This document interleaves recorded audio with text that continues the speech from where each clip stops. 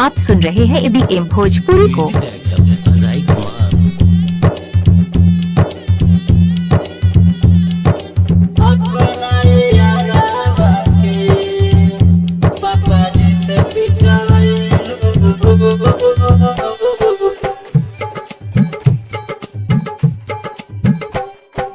काहेला ससुरवा में हमरा के बोलैलू हो,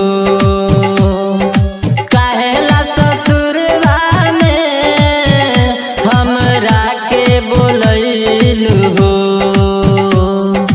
अपना यारवा के पापा जी से पिटवैलू हो, अपना यारवा के पापा जी से पिटवैलू हो, अपना यारवा के। काहेला ससुरवा में हमरा के बोलैलू।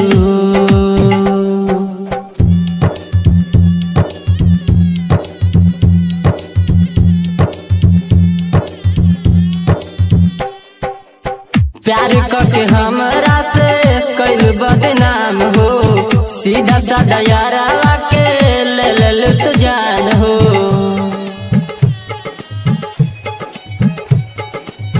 प्यार करके हमरा के कैल बदनाम हो, सीधा साधा यारवा के ले लुत जान हो। प्यार करेला तोहरा से इहे हम बतैनी हो, प्यार करेला तोहरा से इहे हम बतैनी हो। अपना यारवा के घरवा में पिटवैलू हो, अपना यारवा के पापा जी से पिटवैलू हो, अपना यारवा के पापा जी से पिटवैलू हो।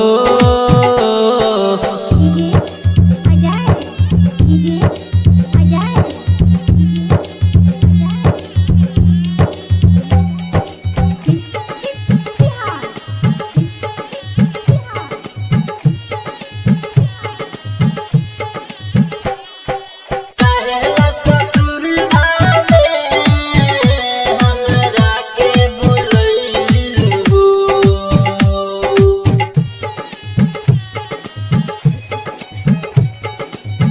कैसे के प्यार पर भरोसा जान करी, हमरा जैसा लइका ना तोहरा पमरी। कैसे के प्यार पर भरोसा जान करी, हमरा जैसा लइका ना तोहरा पमरी। प्यार के ई वादा जानू ठीक ना निभैलू हो, अपना यारवा के पापा जी से पिटवैलू हो, अपना यारवा के पापा जी से पिटवैलू हो, अपना यारवा के पापा जी से पिटवैलू हो।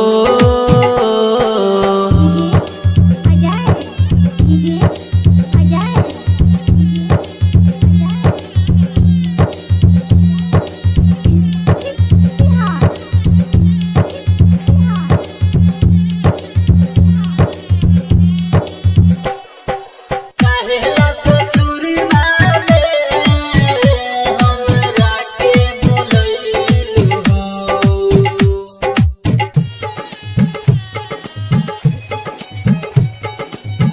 पंकज परदेसी कहे काहे ऐसा कैलू, कहेले विपिन राइटर काहे तू भुलैलू।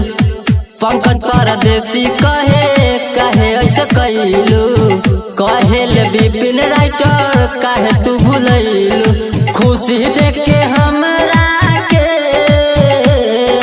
जहर पियलू हो,